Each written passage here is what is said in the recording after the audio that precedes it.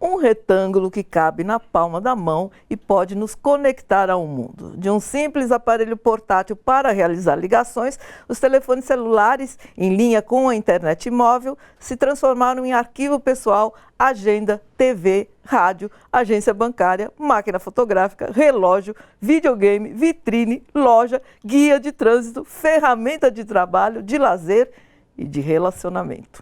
São tantas possibilidades em plataformas e aplicativos que muitos usuários ainda ficam perdidos. Em contrapartida, tem gente com mais do que um aparelho. Um levantamento recente de agências internacionais aponta que há mais smartphones do que pessoas no mundo. Pois é, eles estão em todas as partes.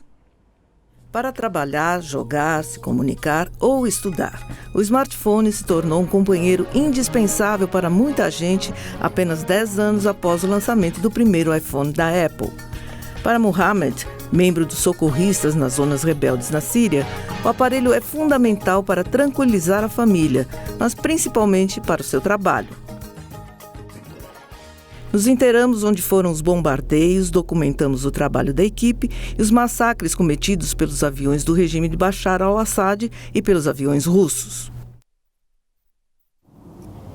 Para a Ina, o telefone inteligente também serve para reunir dados, ainda que em condições muito mais tranquilas. Essa engenheira finlandesa de 27 anos e especialista em bosques considera que esta é uma ferramenta básica.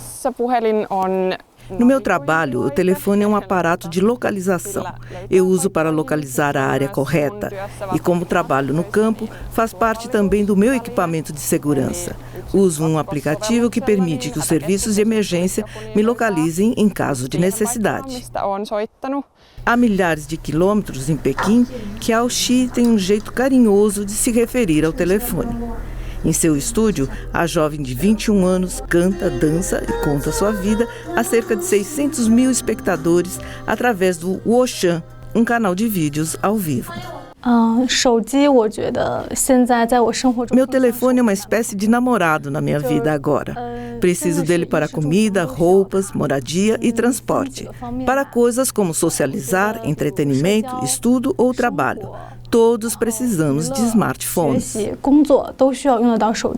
Imelda nem sequer imagina a vida sem celular. Aos 13 anos, ela acaba de receber um certificado de educação primária no Quênia e usa o telefone para estudar e para se divertir. Quando usa o telefone, você pode conseguir mais informação.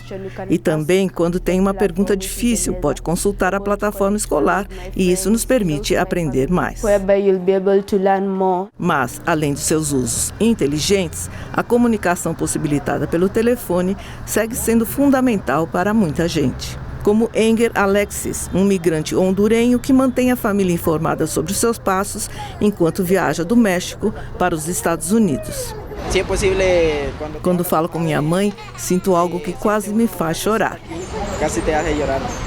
Bilhões de pessoas em todo o mundo usam smartphones e o número não para de crescer. Pois é inegável a revolução que o uso de celulares trouxe aos nossos dias, com muitos benefícios.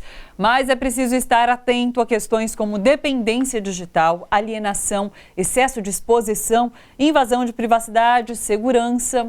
Ajudam a gente a discutir os limites para o uso consciente e responsável. O cientista social e pesquisador do Lab Livre da Universidade Federal do ABC, Paulo Roberto Souza, e o psicólogo Daniel Fonteles, quais são os efeitos da conexão em tempo quase integral.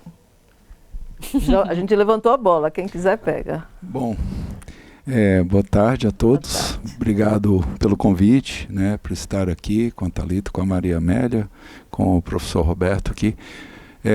Eu acredito que a conexão ininterrupta, ela pode ser um problema, principalmente se a gente leva em conta que as redes sociais, de uma forma geral, que são o veículo mais utilizado por quem tem smartphone, iPhone, são programas ou aplicativos que foram criados para serem viciantes. Sim. Eles foram desenhados por pessoas que pensaram muito bem as cores, a disposição, das coisas que você clica, os ícones, né?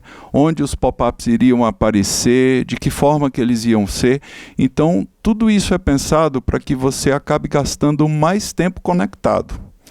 A grande questão é que, nos últimos anos, tanto a Apple quanto o Facebook do Zuckerberg, eles foram, digamos assim, inquietados por alguns acionistas que diziam que queriam que eles tomassem mais cuidado em relação a isso, ou seja, que o excesso de uso da rede social, na realidade, estava causando um problema, que o excesso de uso do celular estava causando um problema social, né?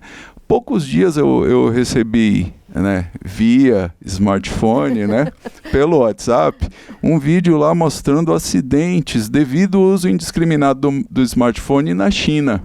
Né? Estão mostrando diversos atropelamentos e tal, e diziam lá que esse vídeo estava sendo divulgado como uma tentativa de diminuir a quantidade de acidentes devido ao uso do smartphone. Eu vejo pessoas caminhando na calçada que elas de repente param de caminhar e quem vem atrás às vezes barra nelas e elas acham ruim, claro, né? E também vejo pessoas atravessando a rua sem olhar se vem carro, com ali os olhos grudados na telinha. Então eu penso que pode se tornar realmente um problema social, como tem se tornado, né? Atualmente as campanhas que falam do uso indiscriminado do celular ao volante, elas estão levando em consideração que o celular ao volante está matando mais do que o álcool, né? Ou seja, tanto os pedestres incautos com o celular, né, na mão são perigosos para o trânsito, como principalmente quem está atrás do volante. Porque 2 segundos que você desvia, né, da sua atenção ali e você vai tentar digitar um texto ou entrar num app, alguma coisa, algo seriamente grave pode acontecer. Porque se antes a restrição ao dirigir era o falar, porque era mais visível, né? Hoje dá uma olhadinha aqui, né? Ou você coloca num WhatsApp, num aplicativo de trânsito e você usa o tempo todo ali. Então é bastante complicado. Quer dizer, do ponto de vista da sociedade mudou muito em função do surgimento dos smartphones e iPhones, essas coisas, né, Paulo? Com certeza. Boa tarde, muito obrigado pelo convite. A sociedade mudou, continua mudando, né? Na área das ciências sociais, hoje nós dissemos que já estamos numa sociedade da informação, né? Onde boa parte, a maioria dos trabalhos, especialmente no Ocidente, já são no setor de serviços e depende muito dessa tecnologia. E um grande problema que nós já podemos verificar é exatamente a falta de separação do que é público e do que é privado, né, nesse processo. Então as pessoas, na medida que estão cada vez mais dependentes no seu trabalho e na sua comunicação dos smartphones e da internet, elas acabam mobilizando questões pessoais dentro do trabalho, questões do trabalho na vida pessoal. Hoje a gente já tem um aumento considerável da dedicação às pessoas no tempo de trabalho. De muitas pessoas isso já é quase que integralmente a vida, né? Então, se nós temos um regime de 44 horas semanais no Brasil de trabalho dedicado, hoje pessoas fazem muito mais do que isso. E ser dedicado ao trabalho não significa estar no local de trabalho, mas ter consigo um dispositivo que te exige responder e-mails, responder mensagens em caráter urgente, que efetivamente acaba misturando todas as esferas da vida, e isso já se apresenta como um grande problema deste processo. O professor Gessé Souza, inclusive no último livro dele, A Classe Média no Espelho, ele fala exatamente disso e de que maneira o capitalismo criou nas pessoas a necessidade de se sentirem úteis, que faz com que elas trabalhem 24 horas e se sintam felizes. Isso é cruel. Não é cruel isso demais, Daniel? Muito, eu acho. Eu também. Eu acho complicadíssimo. E a gente vive essa geração do ego também, né? Eu li hoje uma reportagem que dizia que as pessoas publicam muito em redes sociais porque numa conversa você acaba falando só 30% sobre você. E quando você joga nas redes sociais, você acaba falando 90% do tempo sobre você. E daí a gente recebeu uma mensagem aqui da Josi Moraes. E ela falou assim, ela é de Belém do Pará, e ela falou: a patética atitude daqueles que ficam a filmar acidentes. E daí o que se repercutiu muito é aquela imagem da filmagem do Boechat e a mulher ali tentando salvar o caminhoneiro enquanto as pessoas estão ali gravando. Então, tem isso do uso excessivo, né? Até que ponto a gente deixa de perceber o próximo por estar ali o tempo todo tentando com uma registrar. tela. Isso é um efeito loucura da modernidade, isso?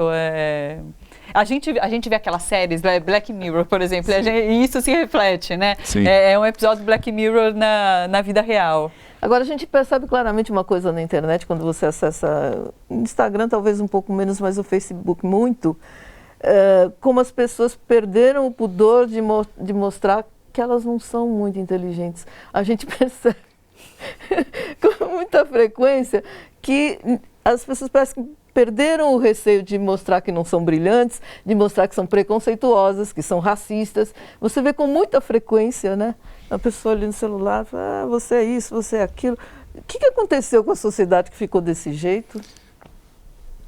Bom, no caso das redes sociais, no que diz respeito principalmente a esses discursos políticos e a forma como as pessoas lidam com as diferenças, eu acho que existe dois caminhos aí. O primeiro processo é que essa hierarquia que a gente tinha numa sociedade moderna pré-internet, pré-redes sociais, onde os especialistas tinham o monopólio da fala, ela começou a ser questionada, por um lado, pela possibilidade das pessoas falarem, mas por outra também porque em determinados momentos diversos desses agentes, de certo modo, contribuíram para esse processo, né? Sim. E por outro lado, e aí como no caso dos políticos, por exemplo, de uma elite política que a gente tinha como aquela capacitada para conduzir a sociedade, e diversos casos de corrupção, de não satisfazer aos desejos, aos anseios e se separar dos seus representados, abriram brechas para que este tipo de grupo se sentissem à vontade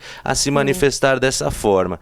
Eu acho que as pessoas, neste caso específico, se manifestam assim porque existem agentes hoje na nossa sociedade que acabaram dando legitimidade para essas pessoas se manifestarem assim.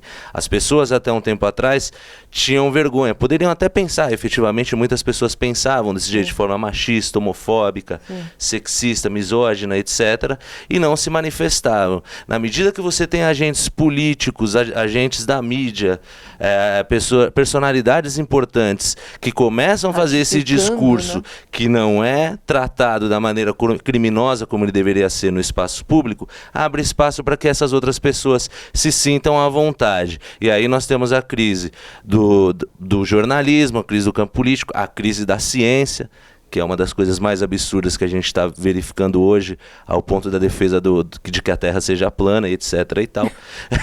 Mas é porque você abre, efetivamente, pessoas abriram espaço para isso. Ai, pois é. Eu não sou um grande utilizador de redes sociais, então eu vou falar do que eu sei, do que eu observo muito mais na vida de outras pessoas e nas próprias notícias que saem na mídia, enfim. Eu vejo, por um lado, sim, olhando pelo lado comportamental, quem está atrás de um aparelho de celular ou de um notebook, né, ou de alguma coisa aí, é uma pessoa que muitas vezes ela está protegida, digamos assim, por esse anonimato ou dificuldade de chegar realmente na pessoa em que postou aquilo ali, né? Então a pessoa ela não vai ser punida imediatamente. E isso aí, o retardamento dessa punição, muitas vezes faz com que a pessoa se sinta mais livre, digamos assim, para ela falar o que ela quer e não necessariamente pensar nas consequências daquilo ali. Eu concordo com ele, eu acho que o que o Roberto falou é muito importante, que quando você tem personalidades que aparecem na mídia com esse tipo de mensagem, você vai encontrar seguidores, né? Ratificando esse discurso, né? Gente, bora fortalecer a TVT? É só clicar em inscrever-se e depois clicar no sininho. Pronto! Assim que pintar notícia nova, você fica sabendo no ato.